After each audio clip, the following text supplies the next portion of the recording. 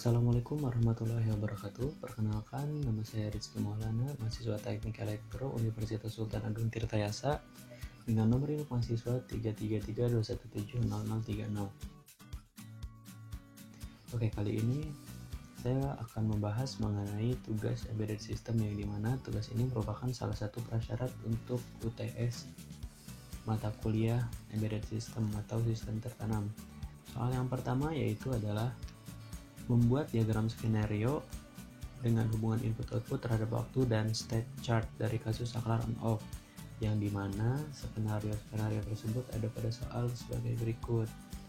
Nah, yang pertama, jika push button 1 ditekan 1 kali singkat, maka LED merah menyala. Dan jika push button 2 ditekan dan ditahan 1 detik, maka LED biru akan menyala. Dan untuk mematikan kedua LED tersebut yaitu dengan menekan push button selama 2 detik. Oke, syarat yang pertama yaitu push button 1 ditekan 1 kali pendek kurang dari 1 detik, dan push button 2 dan push button 2 ditekan 1 kali panjang lebih dari 1 detik. Oke. Nah, bisa dilihat di sini ada input dari push button 1 yang dimana dia menekan kurang dari 1 detik dan LED merah menyala sesuai dengan skenario yang diberlakukan, dan push button 2 juga menekan lebih dari 1 detik, LED biru akan menyala. Karena jika push button ditekan sama dengan atau lebih dari 1 detik, LED biru akan menyala. Gitu. Oke, yang kedua adalah push button 1 dan 2 ditekan 1 kali panjang.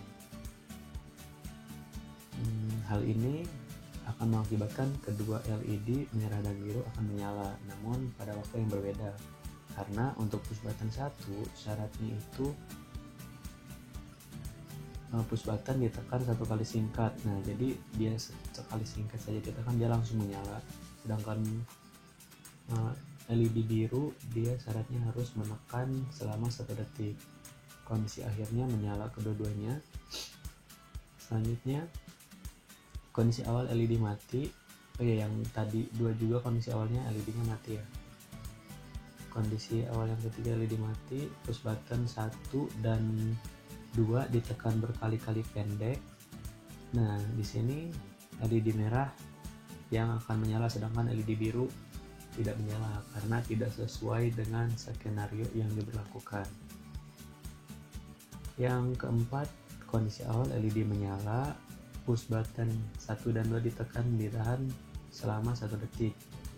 Ini akan mengakibatkan kedua LED menyala karena pada skenario sebelumnya bisa dilihat push button 1 ditekan singkat maka menyala, push button 2 ditekan selama 1 detik, LED biru menyala. Dan di sini karena kondisi awalnya menyala jadi akan menyala terus. Yang kelima, kondisi awal LED menyala, push button 1 ditekan kurang dari 1 detik. Ini untuk output LED merah dia akan tetap menyala, dan untuk output LED biru dia akan mati karena push button ditekan selama 2 detik. Begitu. Selanjutnya, kondisi awal LED menyala, push button 1 dan 2 ditekan lebih dari 1 detik. Ini akan mengakibatkan kedua LED kondisinya mati sesuai dengan skenario. Oke, yang selanjutnya yaitu state chart pada diagram skenario sebelumnya dapat kita lihat di sini kondisi initial state yang dimana dia akan masuk pada posisi awal mati.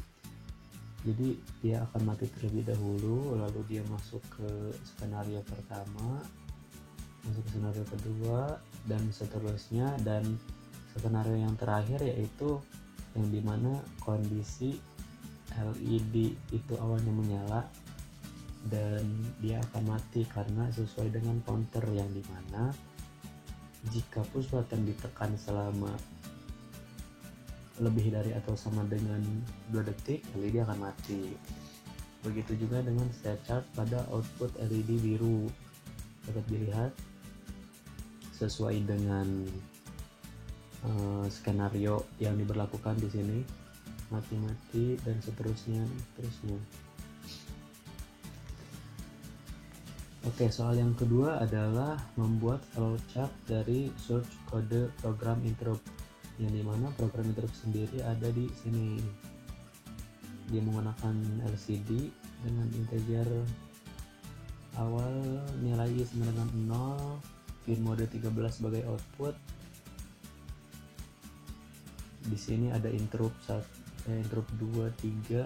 Maksudnya di sini adalah pinnya, yang dimana pin 2 dan 3 ini merupakan pin interrupt pada Arduino. Oke, langsung saja kepada flowchart. Yang pertama itu kita start, yang dimana program yang awal atau program utama yang kita eksekusi. Setelah program utama dieksekusi, kita masuk ke proses 1, yang dimana proses 1 ini memiliki interrupt 1 dan interrupt 2. Di sini ada interrupt 1 dan interrupt 2-nya. Jawaban ini berdasarkan PPT atau materi yang diberikan oleh dosen pengampu mata kuliah. Nah, dapat dilihat sesuai dengan materinya. Oke, yang ketiga adalah mengenai program concurrency, yang dimana yang pertama tentukan kesalahan kekeliruan pada hasil eksekusi. Oke, di sini ada beberapa kesalahan pada pengetikan program, yang dimana jika kata atau kalimat yang diberi warna merah ini merupakan kalimat yang memiliki kesalahan. Kenapa? Karena yang pertama di sini data type buffer seharusnya di akhir dimiliki tanda titik koma atau semikolon. Nah, di sini yang tail dan juga yang head ini seharusnya menggunakan buka kurung, bukan buka kurung atau dalam kurung kotak, tapi seharusnya menggunakan dalam kurung biasa. Kayak yang di sini count, di sini kenapa salah? Karena dia akan membuat suatu proses, yang dimana proses ini akan mengeksekusi kedua program secara bersamaan. Jadi kesalahannya adalah, nah, yang pertama seharusnya nilai proses A ini dia harusnya mengeksekusi proses A terlebih dahulu, setelah itu mengeksekusi proses B. Namun pada program ini memiliki kesalahan, di mana kesalahannya adalah tidak memberikan lock atau tidak mengunci. Jadi seharusnya program yang A dulu dieksekusi, proses A dulu dieksekusi, baru setelahnya proses B. Nah, maka dari itu source code atau program yang seharusnya diperbaiki adalah sebagai berikut. Jadi data tipe buffer n harus memiliki semikolon. Nah, tail harus menggunakan buka kurung biasa, karena ini menyatakan suatu program yang dimana dengan ketentuan eksekusinya. Jadi jika nilai tail ditambah 1 maka sama dengan berikut. Nah, di sini seharusnya menggunakan ini tadi count mutex.block buka kurung semikolon. Ini merupakan suatu listing program untuk mengunci program yang dieksekusi terlebih dahulu. Jadi dia akan mengeksekusi proses A terlebih dahulu, baru setelahnya itu proses B. Begitu. Ada tambahan? Jadi teman-teman YouTube, di sini saya menggunakan aplikasi untuk membuat flowchart dan diagram state tersebut juga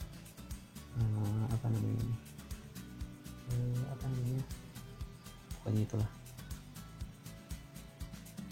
Diagram skenario ini dengan menggunakan aplikasi Adobe Illustrator. Nah, aplikasi ini lumayan mudah untuk digunakan. Kenapa? Karena dia menggunakan beberapa fitur-fitur seperti save dan yang lainnya dengan mudah digunakannya. Nah, ini salah satunya di sini hasil buatan saya sendiri, jadi bukan copy paste atau yang lainnya ya. Jadi, dan buat teman-teman yang